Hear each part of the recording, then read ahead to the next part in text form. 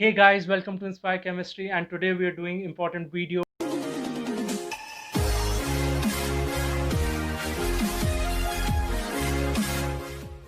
Now let's find out the point group of some important molecules. First, as you can see, is water, H2O.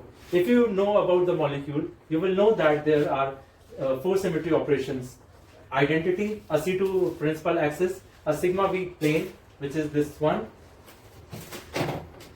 a sigma V plane, a sigma V dash plane which contains the molecule, because this is the C2 axis.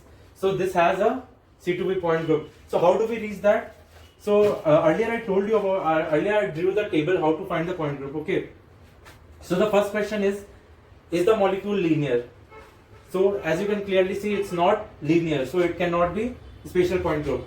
Then second question you ask is does it have a multiple higher order axis? So I told you that it does not have n greater than 2, so it cannot be from multiple higher order axis. Correct? Yeah. Then the next thing is the next question you ask yourself is there any is the identity only operation? So as you can see, identity is coupled with C2, so it cannot be Ci, Cs, something like that. Does it have a Sn axis only? So as you can see, there is no Sn axis. So then we come to the fourth step. Step 4 is that you ask that is there any two C2s which are perpendicular to the principal axis? So since this is your C2 axis and you can see there that there are only one C2 axis, so it clearly says that there are no there does not exist 2C2 which is perpendicular to C2. This does not happen. So we say that there we go through from the last that option is yes or no. Okay. So it does not have two perpendicular C2s. So it will belong to a point group from Cn. See, correct? Now the first thing you ask yourself is, does it have a sigma H? No, it does not have a sigma H. Does it have a two sigma V's? Yes, as you can see, there are two sigma V's. So the point group will be C2V. Good. Let's do it for NH3. NH3, as you know, is a pyramidal shaped molecule. So you have this identity operation, a C3 axis, principal axis, 3 sigma V's which belong to this hydrogen and contains the C3. Okay, so here the point group is C3V. As you can see, it's not linear, it does not have any single symmetry operation. It doesn't belong to Sn axis, it does not have any Sn axis. Also, the C3 cannot be a consequence of Sn since Sn is not there. Now you ask the molecule, do you have three C2s perpendicular to the principal axis? So as you can see that there are no C2s, so it cannot be a cannot be a D point group. So it will be a C point group, right? Now you ask the molecule, does it have a sigma H? So it does not have a sigma H clearly. Now the second question you ask is, do you have three sigma V's? So yeah, as you can see that there are 3 sigma V's, so this belongs to C3V point group.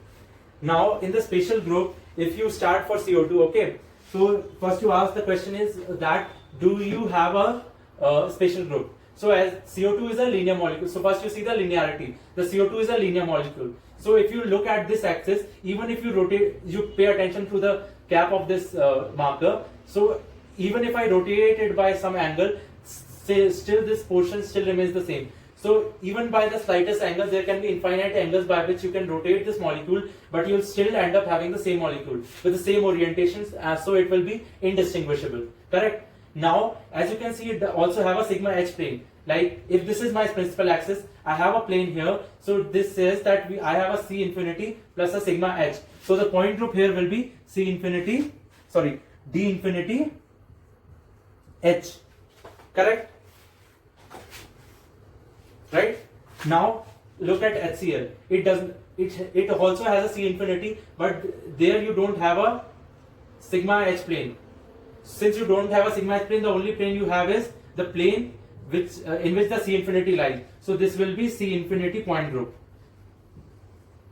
Okay, then comes the important example of MXX4, MX6. Okay, So here all bonds are equivalent. So as you can see, even if I take this as principal axis, I rotate it by C4, then also I'll get indistinguishable image. Even now here, even if you take this as your principal axis as C4, then also you will get a same indistinguishable image. And if you take this as your principal axis, then also you will get a same indistinguishable image, correct? So now this, as you can see, it's not a linear molecule. The second thing you do is see if there are higher multiple order axes. So here this C4 is there, so N is definitely greater than 2. And as you can see, there are 3 C4s in it, correct? So this belongs to octahedral point group, correct? And there's a special example called the TiCl6. Okay, so this question came in net for some 2 or 4 marks. So there they asked about the point group of this molecule. So people thought that it is like the TiCl6. So all bonds will be equivalent. But if you remember that there is a Jahn-Teller distortion working in this place, you'll see that the two bonds, the axial bonds, this Cl and this Cl actually apart from titanium. So even they are like some dissociation is there between Ti and Cl bond. So what you end up having is a D4H symmetry.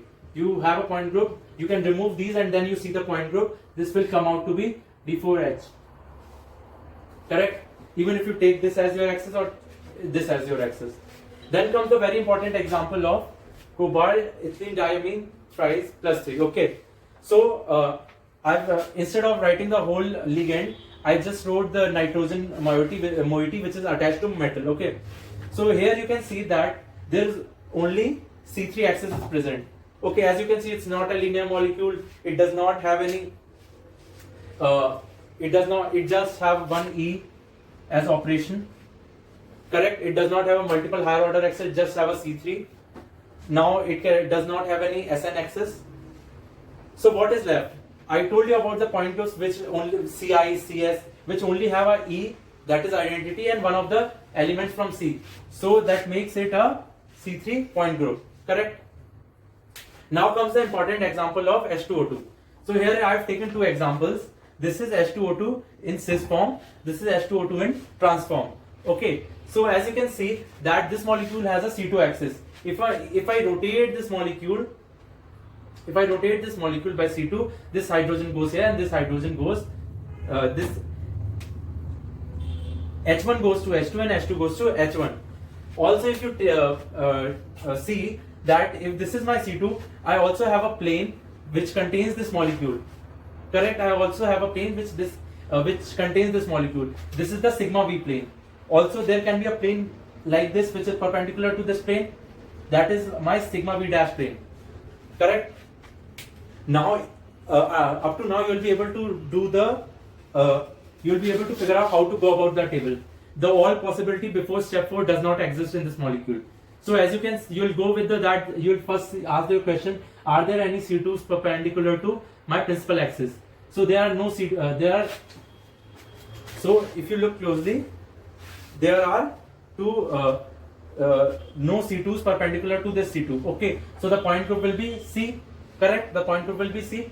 Now the next question you ask is that do you have a sigma H? So this molecule does not contain any sigma H. It just have 2 sigma V's. So the point group here will be C2E, correct? Now let's come to the example of trans H2O2. So I have drawn this molecule so that all the hydrogen oxygen lies in this plane. Okay. So the board plane is where the molecule lies. I have the C2. If I rotate this hydrogen, slightly tilted C2 is there. This C2, this hydrogen, like if you assume that these are my hydrogen, they move like this and go back to each other's position. Now if you look closely, there is a sigma H plane which is the plane containing the molecule. So still there are no two C2s perpendicular to this C2, correct? In your actually step 4, correct? Now the only possibility is that you ask that do you have a sigma H? So he says yes, I have a sigma H. So the molecule here will be C2H symmetry. So also it has a I, but I does not play a major role in the finding the point group of the molecule. Next comes the very important, very important allene. So as you can see, the allene system is there's a two consecutive double bonds between the carbons, and these hydrogens are in the plane of this board, while the two hydrogens here, if you look closely, one is coming outside, one is going behind the board. Correct? These are in the plane. These are in the plane. Like these are here in this plane and this plane, but the two are, one is going towards you, one is going back. Okay, so the plane of the hydrogen is different from the, see, this is the plane of hydrogen. Okay, this is the plane of hydrogen, but the plane here is this one. So these are two perpendicular planes. These hydrogens are in the different in a plane perpendicular from the plane which contains these two hydrogen. Okay. So for this, this figure is given in F.A. Cotton. So that's a beautiful way to explain this allene system. If you look closely, you'll find that there's a C2. I've drawn here a cuboid where these are green ones are hydrogen. This is C1, C2, C3. There's a double bond, so they all lie in a single plane. Now, if you look that before finding the point group of any molecule, you need to have a sound knowledge of how to find out the the symmetry elements in the molecule. So if you look here, you have a C2. If you have a C2 from this place, so that if you do a C2, this H1 replaces with H4, H2 replaces with H3. Correct? Similarly, you have a C2 from this place perpendicular to the plane of the board. If you rotate like this, H1 H3 replaces and H4 H2 replaces. Similarly, if you do it from this place perpendicular to both this C2 and this C2, you will find that these two replaces and those two replaces. Okay, so there exist two C2s perpendicular to one C2. All these are perpendicular to each other, correct? Orthogonal to each other. Now there is two sigma Ds. So the sigma Ds actually contain the plane containing C1 molecule and H1 H2, correct? And similarly, there is one sigma D plane as well which contains C3 H3 and H4. So there are two sigma Ds as well. So just after, if you forget about the step before step 4 in the drawing of point group molecule, and then you ask your question, do I have two C2s perpendicular to my principal axis? Yes, you have it. Then you ask yourself, do I have a sigma H with me? No, you don't have a sigma H. What do you have? You have a 2 sigma D, correct? So the point group here will be D to D. So that's all for today. So you have now learned how to find out the point groups, and I request you to do some more practice from F.A. Cotton or any other book. Please do practice this method and you'll find it extremely useful. And that's all for today. Keep practicing, keep learning. So if you like this video, please hit the like button and do subscribe, share it with your friends, and cheers. Thank you for watching Inspire Chemistry.